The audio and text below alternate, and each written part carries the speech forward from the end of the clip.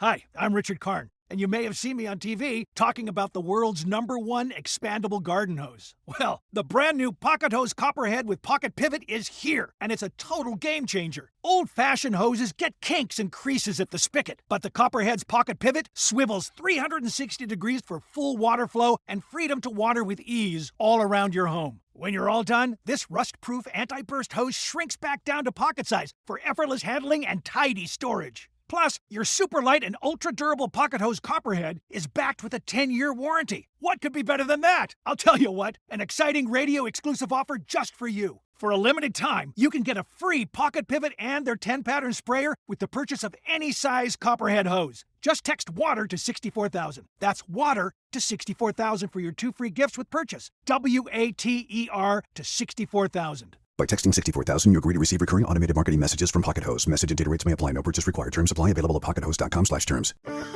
Having a life scholarship and being able to afford to go to college made me feel inspired to go. When I got a life scholarship, it was such a relief. I knew that I wanted to have an impact. Having a life scholarship through the SC Education Lottery was huge. It gave me the opportunity to make that impact right here at home. The South Carolina Education Lottery. A better you, a better us, a better South Carolina. Visit sceducationlottery.com/betteryou. Ready to make a real impact every day? Join the Active Day Home Care team and help clients maintain their independence in the comfort of their own homes. Make a difference in someone's life as you provide essential daily assistance and protect their health and happiness. Earn up to $20 an hour and enjoy additional perks like optional daily pay, 401k, paid time off, ongoing educational training, and more. Join a team that values care, compassion, and your professional growth. Visit activeday.com to apply. This is a paid advertisement from BetterHelp. Let's pause and take a moment to talk about something very important. Life has its pressures for everyone, and we often carry the immense weight of expectation to never show weakness, to hide our true feelings, and believe that asking for support somehow makes us less of a person. But bottling things up isn't the answer. It can often lead to feeling down, burnout, or other unhealthy habits. We want to normalize the idea that it's okay to struggle. Real strength actually comes from opening up about what you are carrying and doing something about it so that you can be at your best for yourself and everyone in your life. If you're feeling the weight of the world, or even if things just feel a bit off, I can't stress enough the value of talking to someone. It could be a friend, a loved one, or a therapist. We here at This Week Explained believe that therapy can be incredibly valuable. Whether you've been in therapy personally or not, the broader benefits are clear. It's so helpful for learning positive coping skills, understanding how to set healthy boundaries, and it really empowers you to be the best version of yourself.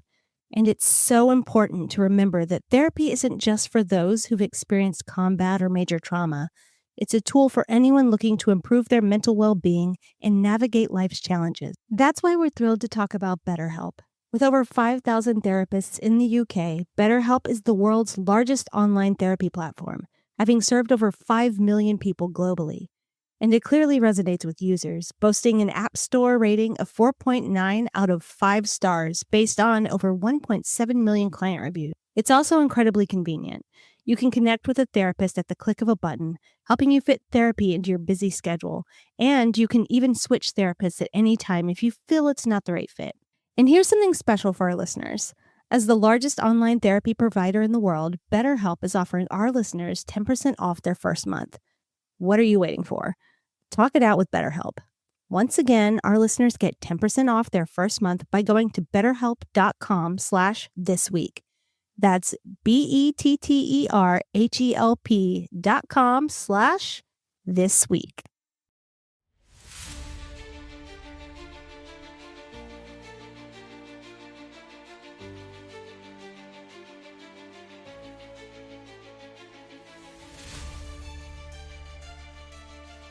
Hello and welcome to This Week Explained. So for today, it's just me, Kervin, and you can consider this a bit of a special bonus episode. But I do want to say, we're not going to be releasing a podcast on Monday. That's due to some scheduling conflicts between Tiana and myself. No. I do want to get into reporting from overnight from the Middle East. And listen, this is a series of events that is causing a lot of stress not only in the Middle East region, but around the world. I'm sure we are all waking up to a dramatically altered geopolitical landscape. And this is all due to this long-simmering, often clandestine conflict between Israel and Iran. And once again, it has exploded into an open, public, large-scale confrontation. Now, I'm sure everyone has seen and heard that Israeli officials have confirmed what we actually warned on the podcast last week, which was to be on the lookout for a major Israeli offensive. And that major offensive has been carried out on the Iranian state. You might be asking yourself, what is the stated goal here?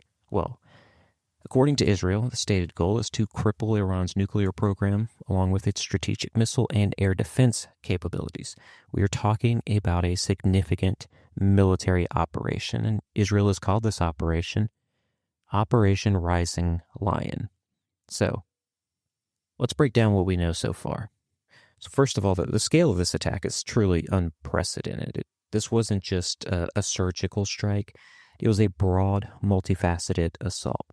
Targets included known nuclear and missile sites, but beyond infrastructure, the Israelis also targeted key personnel. This is very different from targeted strikes in the past. We're hearing confirmation from Iranian state media that the commander-in-chief of the Islamic Revolutionary Guard Corps, the IRGC, General Hossein Salami, he was killed in this operation. And he wasn't alone. 2 top nuclear scientists and another senior general are also confirmed dead at this moment. There are also unconfirmed reports that are circling around that Iran's chief of staff, Major General Mohammad Bagheri, he may also have been eliminated. So this wasn't just about destroying facilities. This was about decapitating the very leadership of Iran's most sensitive programs. Now, to me, what's particularly striking here is the clear shift in Israeli tactics. For years, we've seen Israel engage in targeted assassinations of individual scientists or covert sabotage operations. We've discussed those before on this podcast. We've got sticky bombs on car doors, robot-assisted assassinations. Even the Mossad, Israel's intelligence agency, which is confirmed to have led many of the crown-level operations overnight tonight, they have a long history of covert actions inside Iran. I mean, think back. We've got the seizure of Iran's nuclear archives in 2018. We've seen the destruction of over 100 Iranian drones in 2022. This is what has happened over many, many years. It's now culminated into a one-night effort to completely dismantle Iran's nuclear program. Now, Iran, for its part, has consistently accused the Mossad of multiple other attacks. They accused them of attacks on the Natanz and Karaj nuclear sites, which we now have seen through footage were particularly targeted in these strikes that happened overnight. We've also blamed the Mossad for the assassination of its nuclear chief previously. And now we're seeing reports of covert Mossad agents within Iran doing the same thing overnight.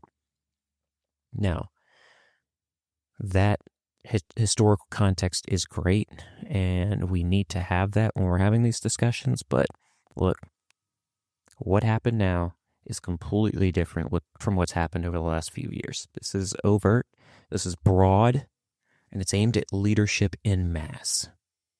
That is the key distinction here. Now, I will say Israel's also targeting critical infrastructure within Iran.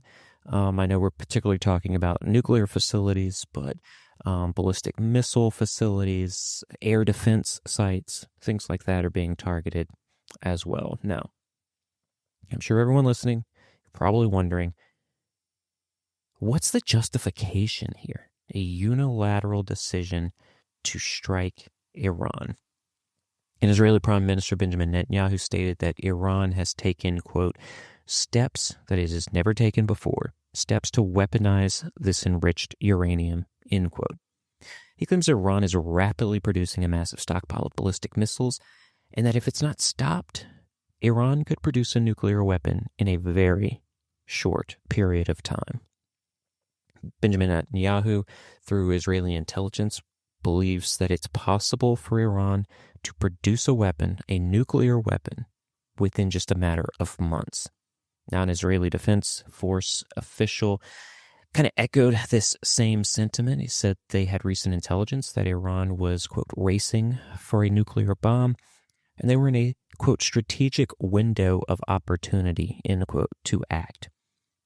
Now, Israel has publicly indicated this operation would take several days, and they're going to continue this as long as it takes. But I do want to say it's crucial to note that Iran denies it is pursuing a nuclear weapon. Now, we always try to frame both sides of this conversation. You can have your own opinion. We on this podcast have our own opinions, but when we're talking about these situations, we've got to come from a nuanced view, and we've got to take both sides and what they're saying in this. Now, another kind of tidbit of information here, and I know we've talked about on the podcast over the last few weeks, it's this growing relationship between the Trump administration and Iran, trying to figure out a way for Iran to have nuclear energy without the capability of building a nuclear weapon. And so neither the U.S. nor other international allies have issued similar warnings about Iran racing toward a bomb at this specific moment. I think this is a significant point of tension currently between President Trump and Prime Minister Benjamin Netanyahu, but the United States and Israel as a whole. And speaking of the United States, the U.S. position is a bit nuanced, to say the least. Secretary of State Marco Rubio was quick to publicly distance the U.S. from this operation. He stated, I want to quote him here, quote, "Tonight, Israel took unilateral action against Iran.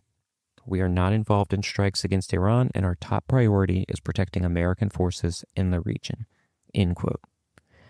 Now, we know that the U.S. privately notified several allies that Israeli strikes were imminent, made it clear that they would not be involved. We all saw this week leading up to the strikes that did happen, that the U.S. sent out reports to personnel within the Middle East, both civilian and military, to increase the heightened awareness in the region. They called on civilians who were in the region that were maybe vacationing or did not have a critical role for the United States administration to leave immediately. And obviously that was all leading up to this attack here. Now, I want to make it obviously clear here that President Trump himself is publicly opposed to an Israeli attack on Iran's nuclear sites, and he publicly stated this just hours before the attack. And that's because he thinks he had a nuclear deal that was still possible to be signed and be put into effect. That did not allow Iran to produce or to have the capabilities of building a nuclear weapon. Now, here's the rub. And it's a big one. Despite these public denials, Iran is almost certainly going to blame the United States. They are Israel's greatest ally. That means retaliation. Now, while retaliation is likely against Israel, we know that that's going to happen. It is also highly probable that a retaliation against U.S. interests and personnel in the region is going to happen. To get ahead of this, Secretary Rubio explicitly warned Iran against targeting U.S. assets. Already the U.S. is taking precautions. They've withdrawn the diplomats, military families from Iraq, Bahrain, Kuwait. They're also bolstering air defenses around its facilities in the Gulf region. And so they're fully prepared for Iran to attack those sites. And that's why looking predictive analysis and looking into the future, it's highly probable Iran is going to, in some way, retaliate at a moment that they can. Now, the big question is, what form will Iran's retaliation take? And more importantly, I'd say, how long will it take for them to mount that retaliation, especially after losing such a significant chunk of their leadership? You've got the reported deaths of key figures, We spoke about Hossein Salami, potentially the chief of staff was assassinated. This represents a severe blow to their command and control structure. And while Iran has deep chains of command, the removal of these top-tier leaders in this operation, that's going to inevitably create disruption, and honestly, it could cause a delay in a coordinated response. Now, the immediate aftermath has already seen ripples of panic throughout the globe. We've seen sirens blaring across Israel. Defense Minister Israel Katz, that's Israeli Defense Minister Israel Katz, he's declared a national state of emergency for Israel, bracing for immediate missile and drone attacks. Israel's closed its airspace. Ben Gurion Airport has been completely closed. All aircraft have been removed from that airport. And also Iran is suspending flights out of Tehran's international airport. So everyone is getting prepared for a large-scale conflict, which has moved from possible into probable after these attacks.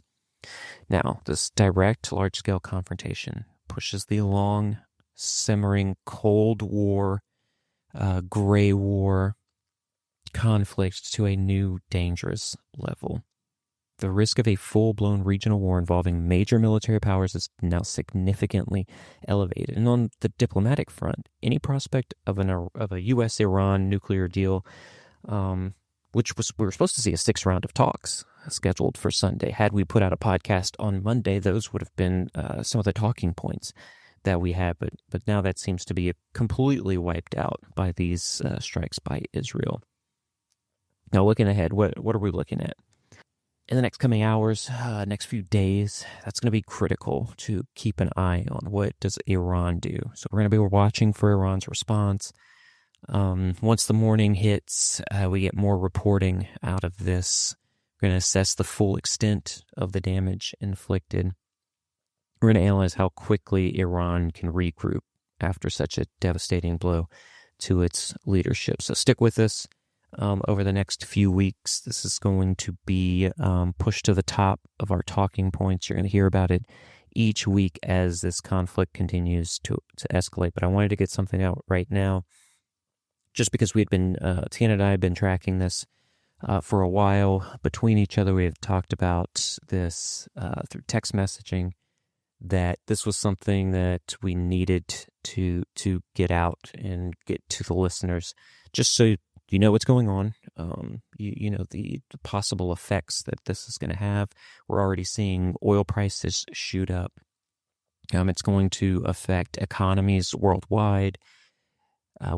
What's it going to do for U.S. troops in the region that is held by U.S. Central Command or CENTCOM?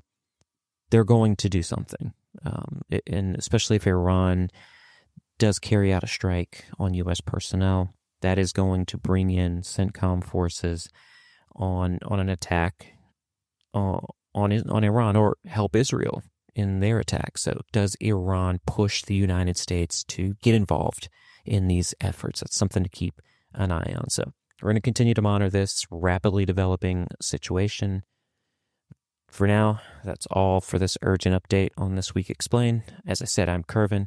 Tiana could not be here right now. We won't have an episode on Monday due to scheduling conflicts. Just want to reiterate that we're not stopping or pausing, but we will have 2 weeks of information to put out the following Monday. So we will be back soon with more analysis, and as always, stay safe out there.